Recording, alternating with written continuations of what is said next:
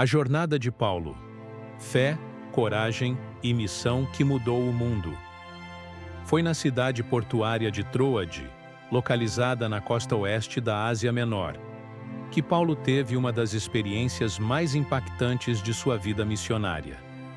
Em uma noite, enquanto descansava, ele teve uma visão. Do outro lado das águas, um homem da Macedônia clamava: "Passa a Macedônia e ajuda-nos."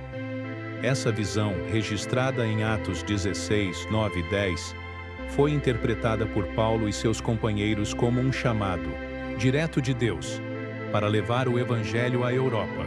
E assim começou um novo capítulo na jornada desse incansável apóstolo. Às margens da antiga cidade portuária, onde o mar se encontrava com o horizonte infinito, Paulo contemplava as águas. Do outro lado, um homem o chamava, uma visão clara e inconfundível, que Paulo reconheceu como um chamado do Espírito de Deus. Esse momento marcou o início de um novo capítulo em sua vida e na história do cristianismo. Não era apenas uma jornada física, mas uma jornada espiritual, um chamado para levar a mensagem de esperança e salvação a lugares onde ainda não haviam ouvido falar de Jesus Cristo. No alvorecer daquele dia, Paulo e seus companheiros missionários começaram a viagem em direção a Apolônia, uma importante cidade portuária situada no norte da Grécia.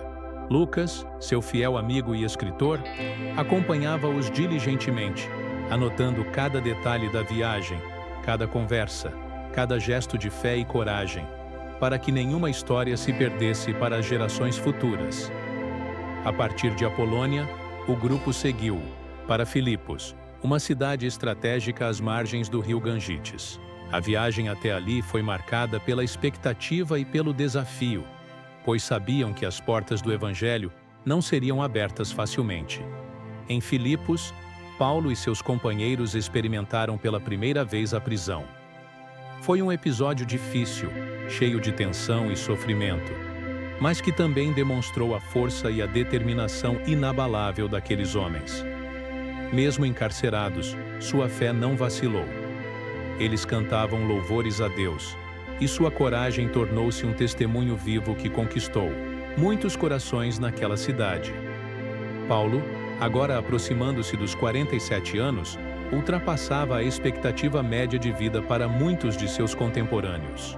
Ainda assim, seu espírito vibrava com o mesmo fervor do jovem que havia abraçado a missão de levar o Evangelho às nações. Ao deixar Antioquia, sua base de apoio e planejamento, Paulo mal imaginava que nunca mais retornaria. Em suas cartas posteriores, ele escreveu com convicção: "Viver é Cristo e morrer é lucro." Essa frase resumia a intensidade de sua dedicação e o propósito que o movia em cada passo. Durante sua terceira jornada missionária, Paulo revisitou as igrejas que havia estabelecido na Ásia Menor, enfrentando desafios cada vez maiores. Em Éfeso, uma das cidades mais influentes da época, Paulo dedicou 3 anos de sua vida ao fortalecimento da igreja local. Foi ali que ele escreveu algumas de suas cartas mais importantes, como as dirigidas aos Coríntios, nas quais pedia apoio para as comunidades aflitas em Jerusalém. A igreja em Éfeso era um viveiro de fé e milagres. Paulo, por meio de pregações impactantes e obras extraordinárias, conduziu muitos à fé em Jesus Cristo.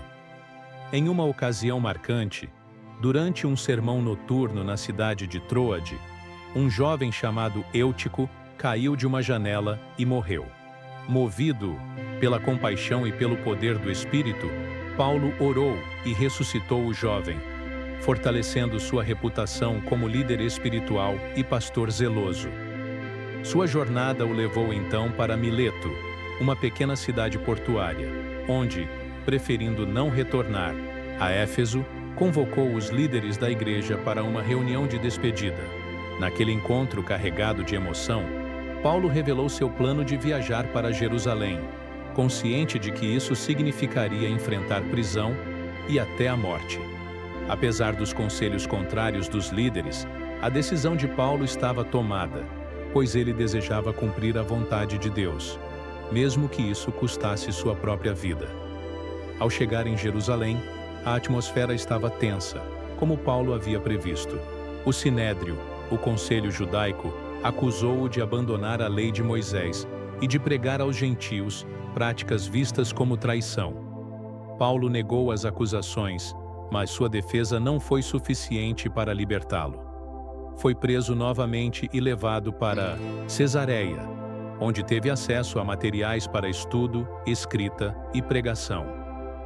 No entanto, em vez de se dedicar a essas atividades, optou por um período prolongado de contemplação e oração, preparando-se espiritualmente para o que viria a seguir. Quando Festus assumiu o cargo de procurador da Judéia, Paulo apelou para ser julgado em Roma, o coração do Império Romano. A viagem até lá foi cheia de percalços.